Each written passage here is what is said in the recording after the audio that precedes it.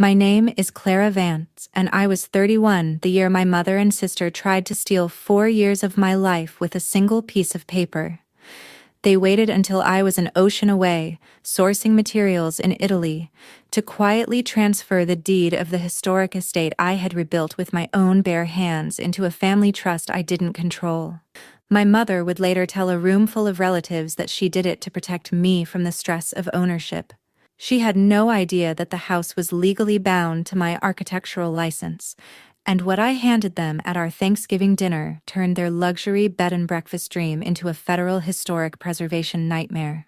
Welcome back to Calm Drama Stories, where we tell quiet, true-to-life stories about boundaries, dignity, and the moment someone finally stops shrinking to fit a blueprint they never drafted.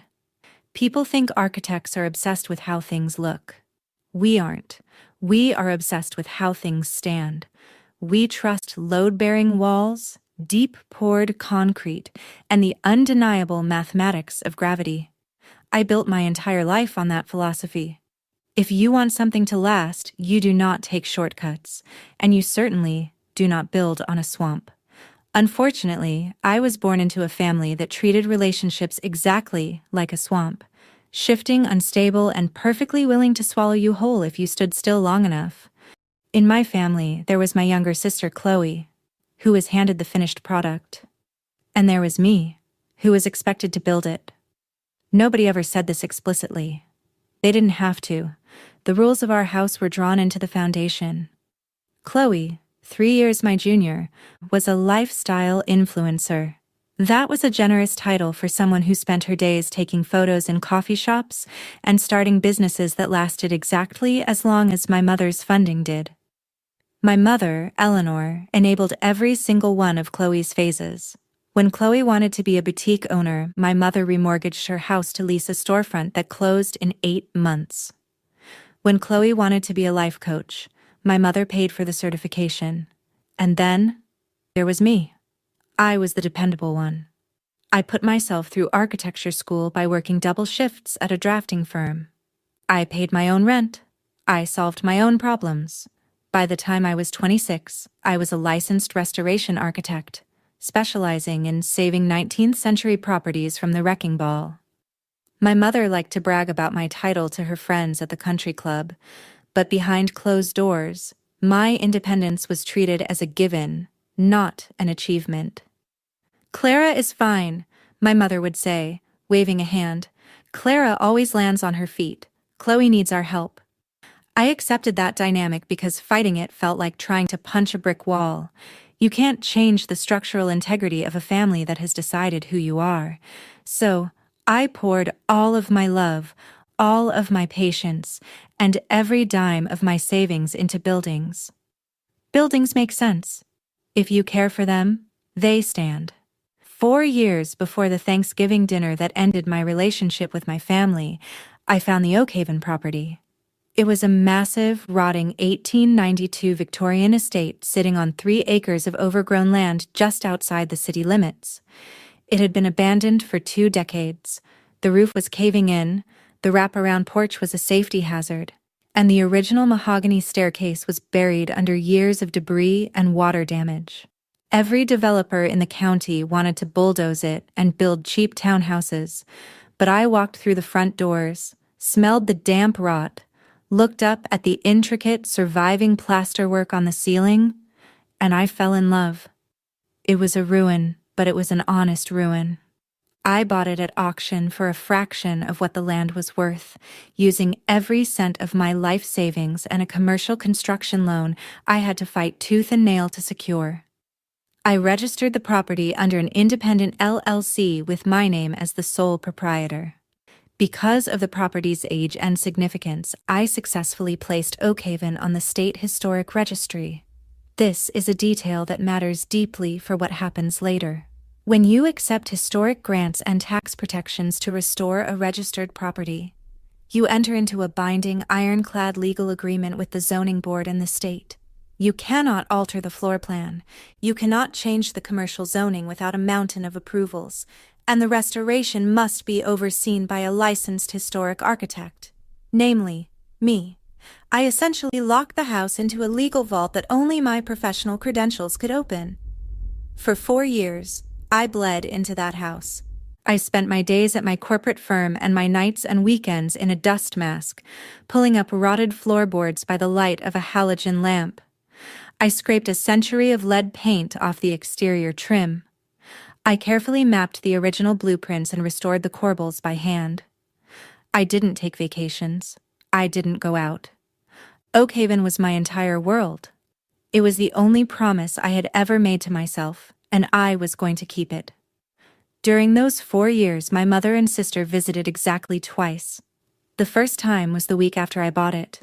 My mother stood on the dirt driveway, refusing to step inside because of the dust, and looked at the sagging roof with undisguised horror. "Clara, this is a money pit," she had said, pulling her cashmere cardigan tight against the wind. "Why on earth would you tie yourself to this disaster? You're going to bankrupt yourself." Chloe had agreed, scrolling on her phone from the passenger seat of my mother's car. "It smells like dead raccoons. You could have bought a nice condo downtown, but you always have to make things so difficult." I didn't argue. I just smiled, put my tool belt back on, and went back to work. I preferred the smell of old wood to their company anyway. But families like mine have a sixth sense for value. They ignore the foundation while it's being poured. But the moment the paint dries, they suddenly remember they've always loved the house. By the spring of my 31st year, Oakhaven was no longer a ruin. It was a masterpiece. The roof was repaired with historically accurate slate. The Victorian wraparound porch was pristine white. The mahogany staircase gleamed like dark glass, and the landscaping had been cleared to reveal the original stone pathways. It was stunning. It was the kind of property that ended up on the cover of architectural magazines. And suddenly, my mother and sister were very, very interested. The visits became frequent. My mother would drop by with iced tea, walking through the spacious dining room and running her hand over the restored wainscoting. Chloe would come over to use the natural light in the conservatory for her social media posts. I was exhausted from the final push of construction, so I didn't question the sudden warmth. I wanted to believe that maybe, just maybe, they were finally proud of me. That was my mistake. I am an architect. I should have recognized a facade when I saw one. One afternoon, about a month before my scheduled trip to Italy, I walked into the kitchen to find Chloe standing by the large bay windows with a tape measure. My mother was sitting at the island, taking notes in a leather planner. "What are you doing?" I asked, wiping drywall dust off my hands. My mother looked up, beaming. "Just visualizing, honey. Chloe was just saying this property is entirely too large for one person. With the grounds and the historic charm, this would make the most incredible luxury bed and breakfast and event venue. People would pay thousands to get married on that lawn." Chloe turned around, her eyes bright with the kind of unearned confidence that only comes from never having worked a hard day in your life. "Exactly. I could run the hospitality side. We could call it the Oakhaven Retreat. It's the perfect aesthetic for my brand. I already checked, and the dining room could easily fit 6 tables for a boutique breakfast service." I felt a cold prickle at the base of my neck. My brand. The audacity of it hung in the air like smoke. "It's a private residence, Chloe," I said evenly, walking over to the sink to wash my hands. "I'm not turning it into a bed and breakfast, and even if I wanted to, the historic zoning strictly prohibits commercial hospitality use without a 2-year variance process that I have no intention of applying for." My mother waved her hand dismissively, the exact gesture she used when she was ignoring reality. "Oh, Clara, don't be so rigid. Zoning laws are just paperwork. It's family. You have this massive asset just sitting here. It's selfish to hoard it when your sister is looking for her next big venture." I dried my hands and looked my mother dead in the eye. "It's not an asset, Mom. It's my home. I built it. And the answer is no." The temperature in the kitchen plummeted. My mother's smile vanished, replaced by the tight, pinched look she got whenever she was denied something she felt entitled to. Chloe rolled her eyes and tossed the tape measure on the counter. "God, you're always so greedy," Chloe muttered, walking out of the room. My mother followed her, leaving a chilling silence behind. I thought that was the end of it. I assumed I had set a boundary and they had sulked, the way they always did. I didn't realize that in my family, a no was never respected as a boundary. It was simply viewed as an obstacle that required a detour. 2 weeks later, the opportunity of a lifetime fell into my lap. A prestigious architectural fellowship I had applied for years ago suddenly had an opening. It required me to spend 6 weeks in Florence, Italy, studying Renaissance preservation techniques and sourcing antique fixtures. It was a massive career milestone. I had to leave in a matter of days. The timing was chaotic. Oak Haven was 95% finished, but there were still minor contractors coming in and out. Electricians finishing the sconces, landscapers planting the final garden beds. I needed someone to manage the keys, sign off on the final material deliveries, and handle the routine contractor liability waivers while I was across the ocean. My mother, to my surprise, offered immediately. "Let me do it, Clara," she had said over the phone, her voice dripping with maternal support. "You've worked so hard for this Italy trip. Go. Enjoy Florence. I can handle letting a few plumbers in and signing some delivery slips. It's the least I can do." I was stressed, sleep-deprived, and packing 2 suitcases while trying to finalize my firm's project handovers. I didn't have the mental bandwidth to interrogate her sudden helpfulness. I needed a project manager, and she was volunteering. I agreed. The night before my flight, my mother came over to collect the spare keys. She brought a thick manila folder stuffed with paperwork. "Just the contractor liability forms and the delivery acceptance waivers," she said breezily, spreading them out on the kitchen island. "The landscaping company needed you to sign off on their damage waivers before they bring the heavy machinery on the lawn next week. And the insurance adjusters needed updated signatures for the vacant property clause while you're away." My taxi to the airport was arriving in 20 minutes. My phone was buzzing with emails from my firm. I was standing in my kitchen in a travel coat, frantically checking my passport. "Just point where you need me to sign, Mom," I said, grabbing a pen. She stood beside me, swiftly flipping the pages, her perfectly manicured finger pointing to the signature lines at the bottom of the dense legal text. "Sign here. And here. Initial here for the insurance. Sign here for the landscapers." I signed my name 6 times. I didn't read the paragraphs above the lines. I am an architect who checks every single measurement on a blueprint twice. But I didn't read the papers my own mother handed me in my own kitchen. I trusted the woman who gave birth to me. It was the most expensive architectural error of my life. I hugged her goodbye, grabbed my bags, and got into the taxi. As I rode to the airport, watching Oak Haven fade into the distance in the rearview mirror, I felt a deep, profound sense of peace. The house was safe. My career was taking off. I landed in Florence and threw myself into the fellowship. For the first 4 weeks, Italy was a dream. I spent my days in the archives of cathedrals and my evenings drinking wine overlooking the Arno River. My mother texted me brief updates. "Electricians finished. Plumbers paid. Everything is fine here, honey. Focus on your work." The illusion held perfectly until the end of my 5th week. It was a Tuesday morning. I was sitting in a cafe near the Duomo, reviewing my bank statements on my laptop, preparing to transfer the final payment to my general contractor. I logged into my county's online property tax portal to ensure the automated escrow payment had cleared for Oak Haven. I typed in the parcel number. The record loaded. I took a sip of my espresso, my eyes scanning the digital ledger. The tax payment had cleared. But right above the tax line in the public ownership record was a detail that made the breath stop completely in my lungs. Under current owner, it no longer said Clara Vance LLC. It said the Vance Family Trust, And beneath it, recorded in the county clerk's office exactly 3 days after my flight left for Italy, was a newly filed document. A quitclaim deed, a legal instrument used to quickly transfer the ownership of a property without a traditional sale. I sat frozen in the Italian sunlight, the noise of the cafe fading into a dull, rushing static in my ears. I clicked on the digital image of the deed. It loaded slowly on the screen. There it was.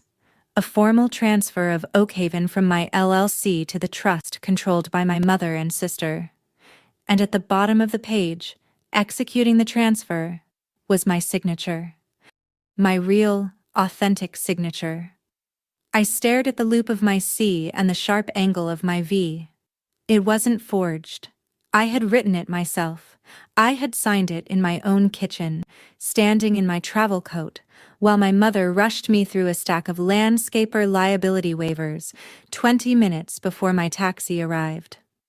She had slipped a quitclaim deed into the middle of the stack, and I had handed her the deed to 4 years of my blood, sweat, and savings without even looking down. I didn't scream. I didn't throw my coffee cup. I closed my laptop very slowly. The betrayal was so absolute, so meticulously planned, that it bypassed anger entirely and settled into a cold, clinical clarity. My family had not just stolen my house, they had stolen it assuming I would be too weak, too shocked, or too committed to keeping the peace to ever take it back.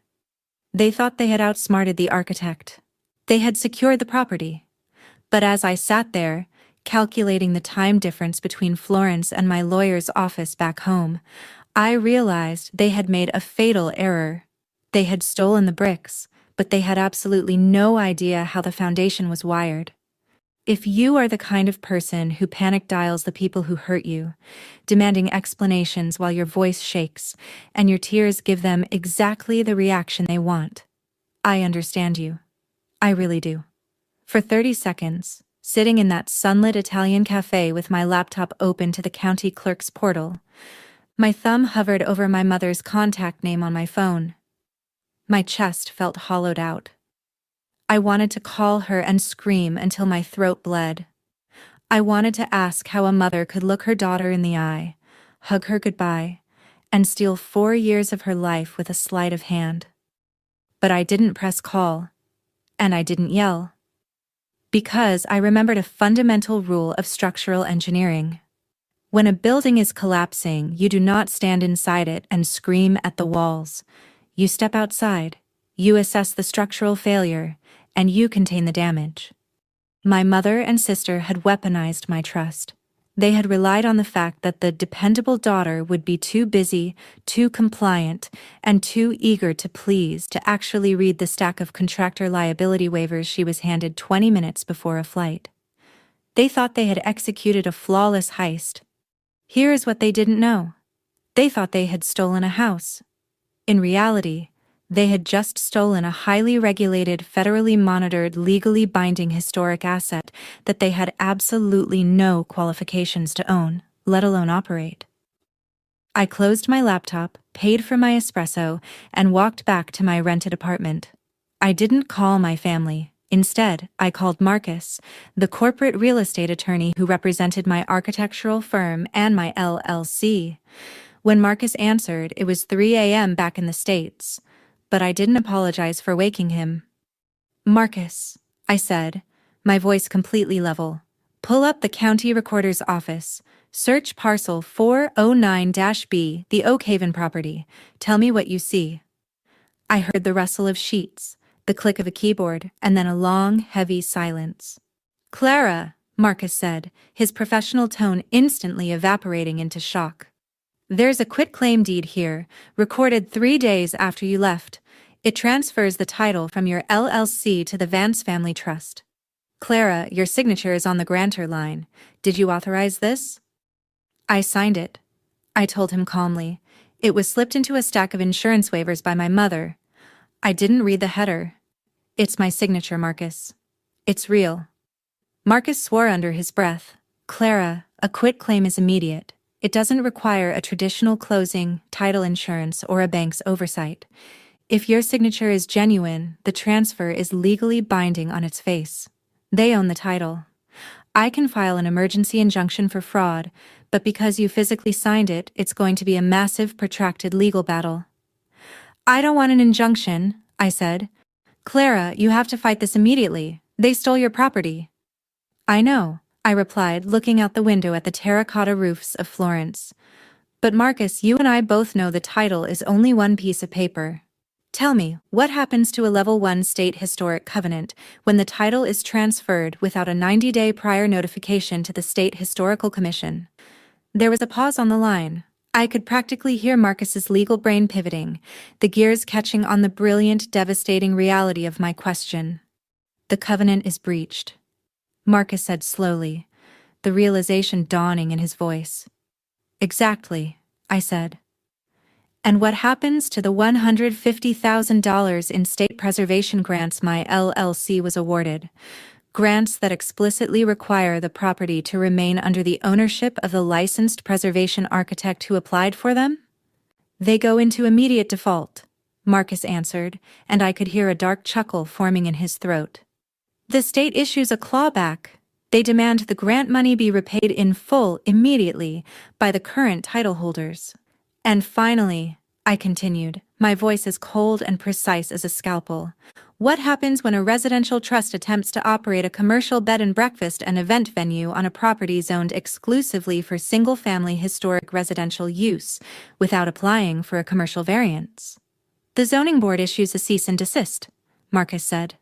And if they ignore it, the county levels a fine of $1,000 per day for unauthorized commercial hospitality operations.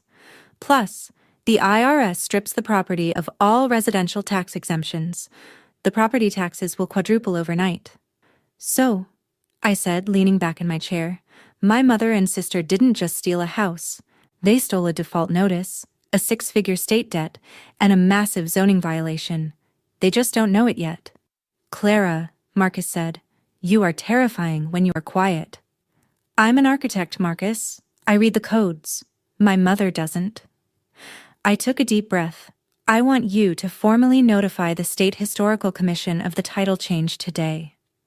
Tell them my LLC no longer owns the property and therefore cannot fulfill the covenant.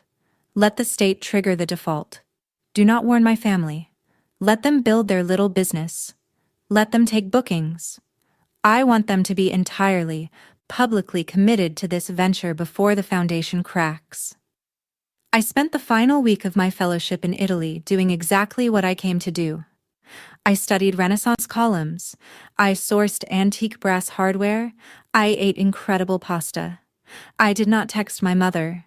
I did not ask Chloe how her brand was doing. I let them sit in the comfortable, arrogant silence of people who believe they have gotten away with murder.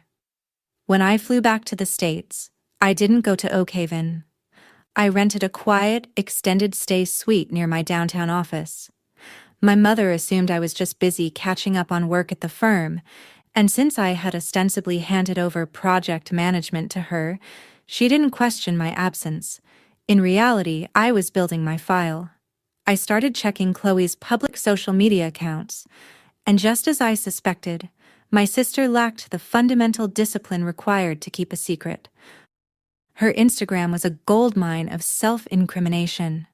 There she was, standing on the mahogany staircase I had restored by hand, wearing a flowing linen dress. The caption read, "So excited to announce the soft launch of my new hospitality venture, the Oak Haven Retreat. Accepting bookings for boutique weddings and weekend getaways starting this fall. Link in bio to secure your date." I clicked the link. It took me to a sleek, hastily built website. They were charging $8,500 for a weekend wedding rental. They were requiring a 50% non-refundable deposit. I took time-stamped screenshots of every single post. I downloaded the pricing PDFs. I saved the photos of my mother arranging imported flowers in the dining room, essentially proving her active partnership in the illegal commercial enterprise. But the photo that truly sealed their fate was one Chloe posted of the grand parlor. To brighten up the space for her bridal aesthetic, Chloe and my mother had hired a cheap painter to paint over the original, 130-year-old quarter-sawn oak wainscoting. They had painted it bright, stark, modern white. In a standard house, that's just bad taste. In a Level 1 state-registered historic property, painting over original, protected architectural features without a permit from the Preservation Board is a federal offense. It triggers immediate fines and mandates that the owners pay for professional historic remediation, which costs tens of thousands of dollars to strip the paint and restore the wood. I stared at the photo of the ruined oak, and any lingering pathetic shred of daughterly guilt I had left completely evaporated. They hadn't just stolen from me, they had disrespected the work. They had vandalized history for an Instagram aesthetic. I sent the screenshot to Marcus. 10 minutes later, he replied, "I'll draft the report to the Preservation Board. They are going to get slaughtered." 2 weeks after I returned, the text I had been waiting for arrived from my mother. "Hi, darling. Hope work is settling down. We are hosting a big Thanksgiving dinner at Oakhaven this year. The whole family is coming, Aunt Sarah, Uncle David, the cousins. We have a huge surprise to announce to everyone and we want you there. 4 p.m. Don't be late. Love you." A huge surprise. I knew exactly what the script was. My mother was a master of social theater. She was going to use Thanksgiving dinner, surrounded by our extended family, to officially unveil the Oakhaven retreat. She would spin a beautiful, tear-jerking story about how our family was stepping into a legacy of hospitality. She would probably even throw me a bone, thanking me for doing the initial renovations, treating me like a hired contractor who had paved the way for Chloe's brilliant vision. She was doing it in front of an audience so that I couldn't react. She knew that if she ambushed me in front of Aunt Sarah and Uncle David, my lifelong habit of being the easy, dependable daughter would kick in. I would force a smile, accept my demotion, and quietly surrender my house to keep from making a scene on a holiday. It was a brilliant strategy for the woman I used to be, but the woman who had stood in that kitchen signing those waivers was dead. I texted back one word: perfect. The week before Thanksgiving, my manila folder reached its final, devastating weight. I didn't pack it with emotions. I packed it with mathematics, state codes, and financial ruin. Document 1. The official notice of default and clawback from the State Historical Commission, addressed to the Vance Family Trust, demanding immediate repayment of the $150,000 preservation grant due to unauthorized title transfer. Document 2. The cease and desist order from the County Zoning Board, complete with a citation for operating an unpermitted commercial hospitality business in a residential zone, carrying a retroactive fine of $1,000 per day since Chloe's website went live. Document 3. The Preservation Board's remediation mandate regarding the painted oak wainscoting, estimating the mandatory professional restoration costs at $38,000 under penalty of a property lien. Document 4. An IRS tax reassessment notice. Because the property was no longer an LLC held for historic preservation, but a trust actively operating a business, the property taxes had been reassessed from the protected historic rate to the full commercial rate. My mother and sister had wanted the house. I was bringing them the bill. Thanksgiving Thursday arrived crisp and cold. I wore a tailored black suit. I didn't want to look like I was coming to a family dinner. I wanted to look like I was coming to an audit. I drove the familiar route up the winding driveway to Oakhaven, the tires of my car crunching on the gravel I had laid myself. The lawn was packed with cars, Aunt Sarah's Lexus, Uncle David's SUV, and several others. Balloons were tied to the mailbox. Through the massive front windows, I could see the glow of the chandeliers I had wired, and the silhouettes of my family mingling with wine glasses. I parked at the end of the driveway.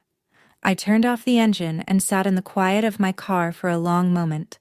I rested my hand on the manila folder sitting on the passenger seat. If you have ever been the scapegoat, the workhorse, the child whose only value is what you can produce for others, you know the terror of the moment before you stop playing your assigned role. Your entire body screams at you to just go inside, eat the turkey, smile at the insults, and keep the peace. The programming runs deep. But as I looked at the pristine white wraparound porch that I had spent 6 months rebuilding, I realized something profound. I had built the house. They were just standing inside it. I picked up the folder. I got out of the car. I walked up the steps, my heels clicking sharply against the wood, and I opened the heavy front door. The foyer was loud, filled with the chatter of 20 relatives. The smell of roasted turkey and expensive wine filled the air. My mother was holding court by the mahogany staircase, wearing a stunning emerald dress, holding a glass of champagne. Chloe was beside her, looking like a catalog model, showing something on her phone to our cousins. When the heavy door clicked shut behind me, my mother turned. "Clara!" she sang out, her voice echoing in the grand foyer. The room quieted slightly as people turned to look at me. "You made it! We were just about to sit down in the dining room for the big announcement." She walked toward me, arms outstretched for a hug.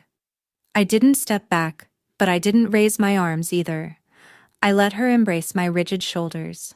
"You look so professional, dear," my mother noted, her eyes darting to my black suit and then to the plain manila folder in my hand. "Did you come straight from the office on a holiday?" "Something like that," I said, my voice completely flat. Chloe breezed over, sipping her champagne. "Well, come into the dining room. I've set it up beautifully. We have 6 tables in there now, Clara. It really maximizes the floor plan so much better than your original layout." I looked at Chloe. "I'm sure it does." My mother clapped her hands together, addressing the foyer. "All right, everyone, let's move into the grand dining room. Grab your drinks. Chloe and I have something wonderful to share with the family." The relatives murmured excitedly, shuffling through the wide archways into the room I had spent a year restoring. The original plaster medallions on the ceiling gleamed.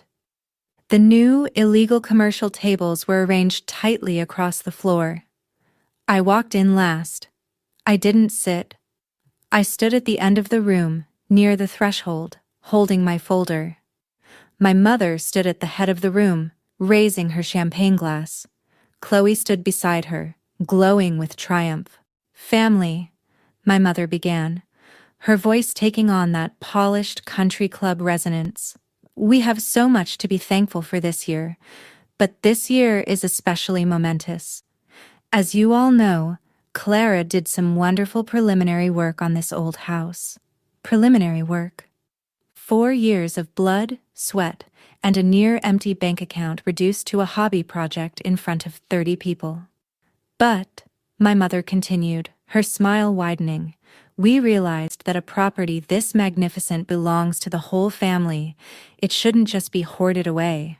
So, Chloe and I have officially taken over the title under the Vance Family Trust, and we are launching the Oak Haven Retreat, a premier, luxury boutique wedding and hospitality venue." The room erupted into applause. Aunt Sarah gasped in delight. Uncle David raised his glass. Chloe beamed, doing a little excited wave.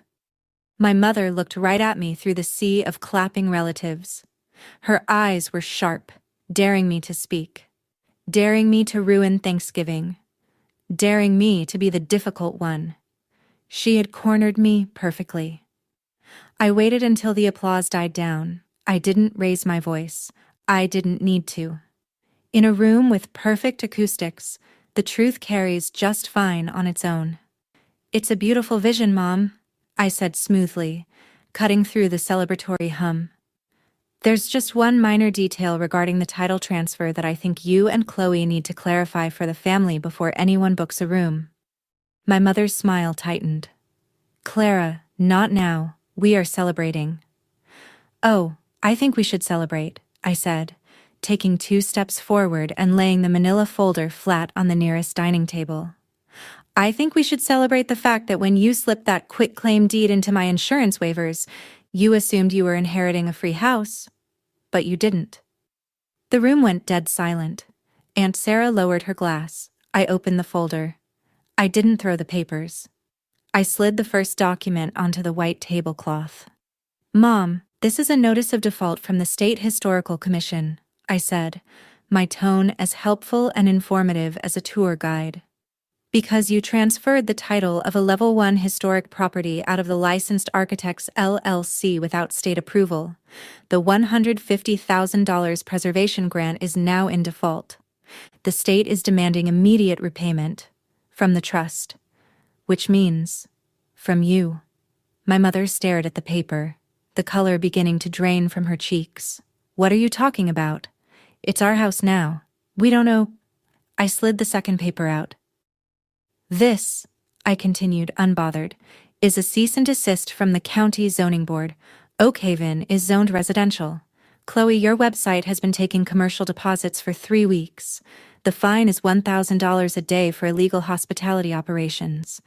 You currently owe the county $21,000, and if you host a single guest, they will padlock the doors. You reported us? Chloe shrieked, her influencer poise shattering instantly. You vindictive.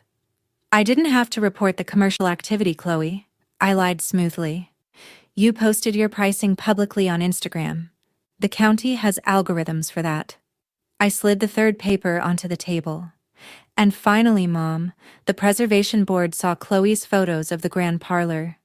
You painted over 130-year-old protected quarter sawn oak. That is a federal preservation violation. You have been issued a mandatory remediation order. It will cost roughly $38,000 to strip the paint, and a lien has been placed on the property until you do. I stepped back, leaving the documents fanned out on the table like a royal flush. So, I said, looking at the stunned faces of my extended family, and finally at the pale, horrified faces of my mother and sister. Congratulations on the Oakhaven retreat. The trust currently owes the state and county roughly $209,000, payable immediately. I hope the weddings cover it. The silence that followed in the grand dining room of Oakhaven wasn't just quiet, it was architectural. It was the heavy, suspended stillness of a massive structure right before the support beams give way. 30 people stopped breathing at the exact same moment. The only sound was the faint hiss of the heating vents and the distant clinking of ice melting in Aunt Sarah's unattended cocktail glass. I stood at the end of the table, my hands resting lightly by my sides. I didn't gloat. I didn't smirk. I watched my mother stare at the 3 pieces of paper I had laid out on the white tablecloth, as if they were radioactive. Uncle David was the first to break the paralysis. He was a retired banker, a man who understood numbers and didn't care for theatrics. He set his wine glass down on a side table, walked slowly over to the documents, and pulled his reading glasses from his breast pocket. He picked up the notice of default from the State Historical Commission and read it in silence. Then he looked at my mother.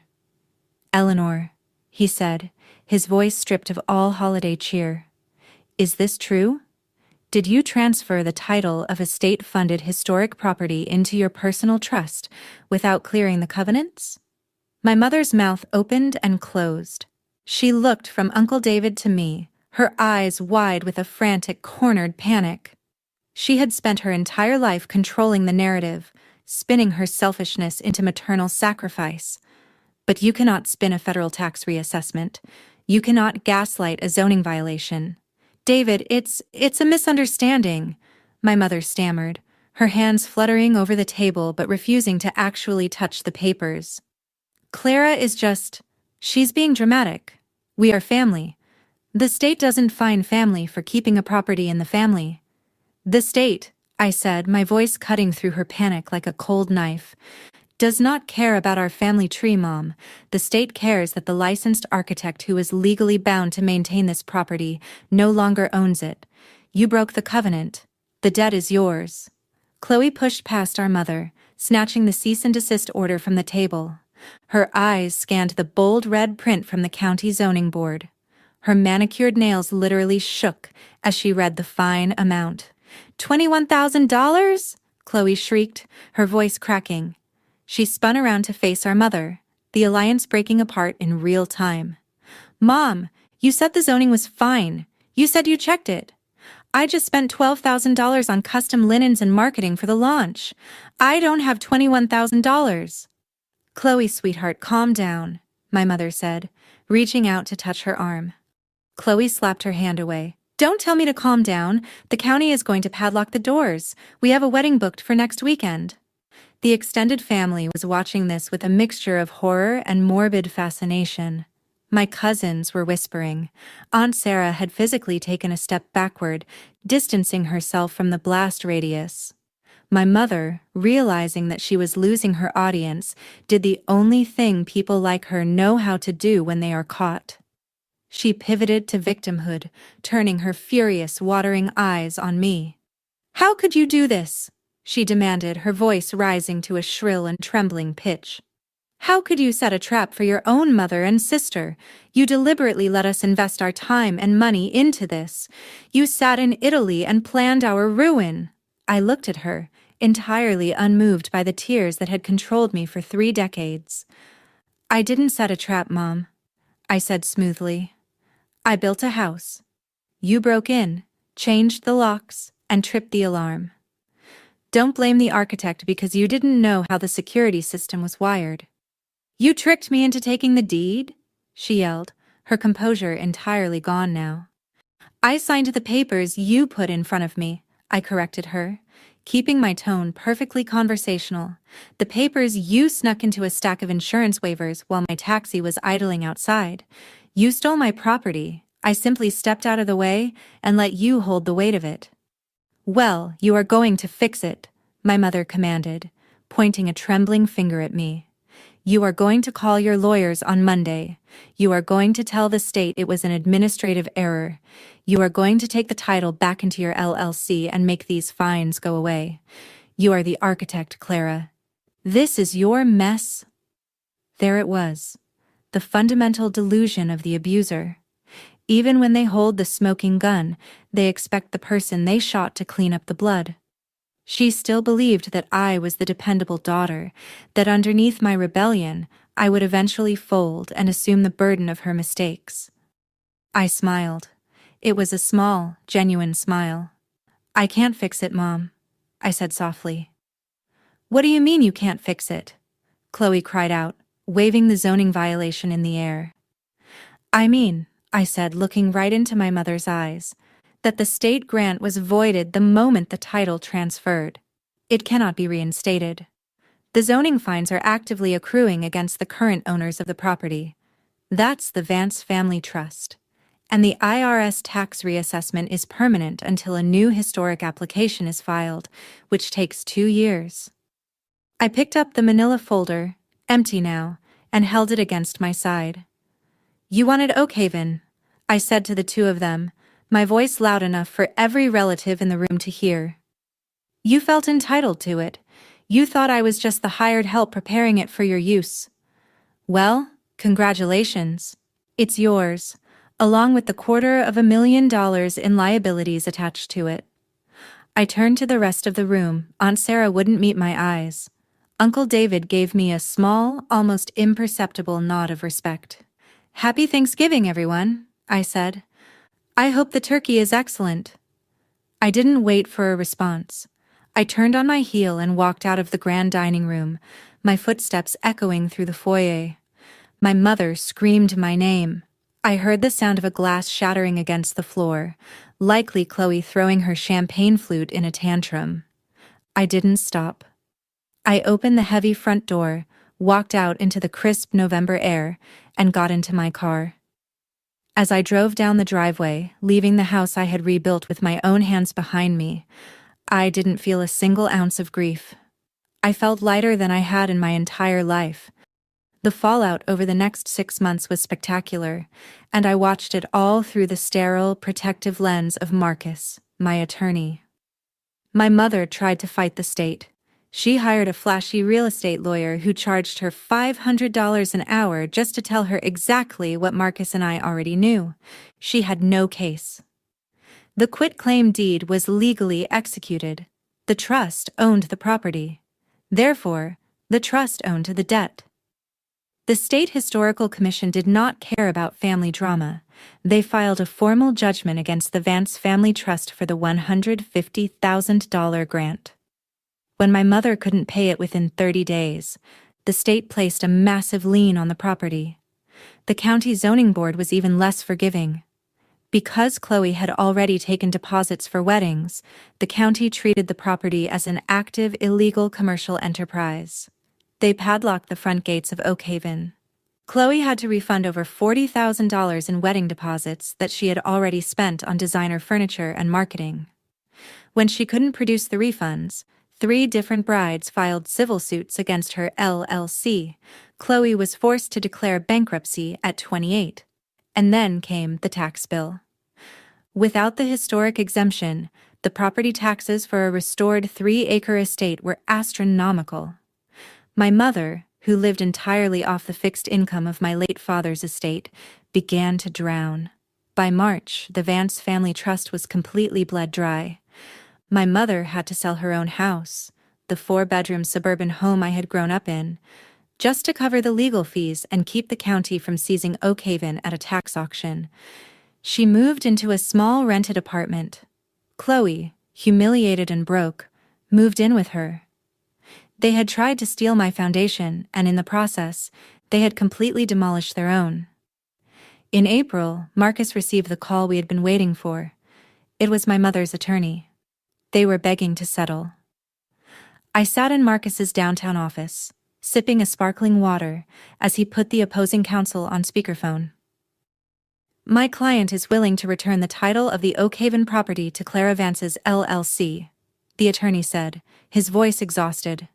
For $0. We just need Clara to assume the property and file for a retroactive historic exemption to stop the bleeding. Marcus looked at me and raised an eyebrow. I shook my head slowly. That's a very generous offer, Marcus said into the phone, his tone dripping with professional sarcasm. However, my client has no interest in assuming a property burdened by a state lien, a zoning fine, and a federal remediation mandate caused by your client's vandalism of the historic wainscoting. There was a desperate silence on the other end. Marcus, if she doesn't take the title back, the county is going to auction it next month. Eleanor Vance will be personally liable for the deficit. She will face total financial ruin. I leaned forward toward the speakerphone. This is Clara, I said. The lawyer sighed. Ms. Vance, please, what do you want? I had drafted this negotiation in my head for 6 months. I didn't want revenge. I wanted my house back, clean and unburdened, and I wanted to ensure that my family could never, ever touch me again. Here are my terms, I said, my voice as cold as poured concrete. I will not assume the trust's debt. My mother will liquidate whatever remaining assets she has to pay the state commission and the county zoning fines. Once the liens are cleared, I will agree to purchase the Oakhaven title back from the trust for exactly $1. She doesn't have the liquidity to clear the liens, the lawyer protested. She has her retirement accounts, I said flatly. She can cash them out. Furthermore, before I accept the title, your clients will pay the $38,000 remediation cost to strip the white paint off my quarter-sawn oak. And finally, my mother and sister will sign a legally binding, irrevocable no-contact order and a full release of any future claims against my estate, my businesses, and my person. Ms. Vance, you are leaving your mother with absolutely nothing. My mother, I replied, stole my property through signature fraud, a crime that carries a mandatory prison sentence if I decide to press charges instead of settling. Tell her to clear the liens, fix my wood, and sign the release. Or, I will see her in criminal court. She has 48 hours. I leaned back and Marcus disconnected the call. They capitulated. Of course they did. Bullies always fold when they realize the person they are fighting is holding the actual leverage. My mother cashed out her remaining retirement funds, taking a massive penalty to pay the state and the county. She paid the historic remediation team to strip the paint off the grand parlor walls. On a rainy Tuesday in May, nearly a year after I'd flown to Italy, I sat in Marcus's conference room. My mother and sister sat across the polished mahogany table. They looked 10 years older. Chloe refused to make eye contact with me, staring bitterly at her phone. My mother looked at me with a toxic mixture of hatred and fear. She signed the quitclaim deed transferring Oakhaven back to my LLC. Then she signed the total release and the no contact agreement. When the final signature was inked, Marcus slid the file over to me. I picked up the pen and signed my name. I read every single word first. My mother stood up, pulling her raincoat around her shoulders. She looked at me, her eyes wet with the same performative tears she had used to control me my entire life.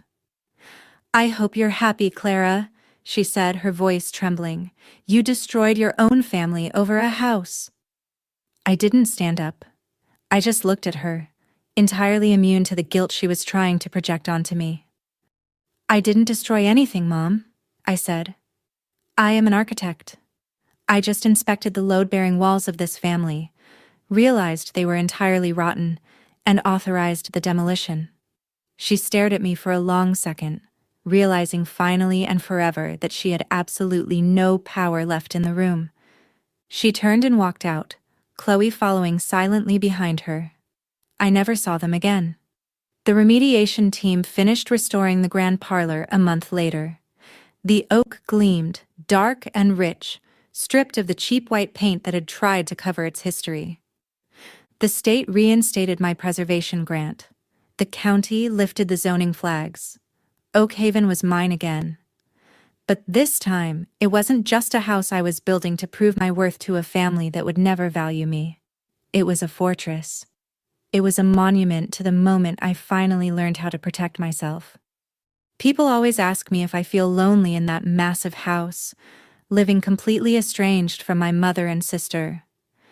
They ask if the silence gets to me. The honest answer is no. The silence in this house isn't empty. It's the peaceful, secure silence of a structure that is perfectly balanced on its foundation. I don't have to shrink to fit into these rooms. I don't have to apologize for what I've built. I still live at Oakhaven. I host intimate, non-commercial dinners for my friends, the family I actually chose. Sometimes I sit on the pristine wraparound porch with a glass of wine, looking out at the 3 acres of land that I own free and clear, and I think about the manila folder that saved my life. For 30 years, being the strong one in my family meant being the one who silently carried the weight of everyone else's incompetence. They assumed my strength was a resource for them to exploit. They forgot that the people who know how to build the walls are also the only ones who know exactly where to hit them to make them fall. That is my story.